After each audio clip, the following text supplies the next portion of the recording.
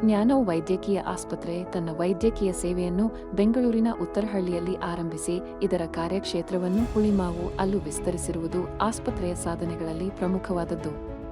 ಅನೇಕ ವೈದ್ಯಕೀಯ ಸೇವೆ ನೀಡುವ ಜ್ಞಾನೋ ಆಸ್ಪತ್ರೆ ಸುಸಜ್ಜಿತ ಕಟ್ಟಡವನ್ನು ಹೊಂದಿದ್ದು ಅತ್ಯಾಧುನಿಕ ವೈದ್ಯಕೀಯ ಉಪಕರಣಗಳನ್ನು ಹೊಂದಿದೆ.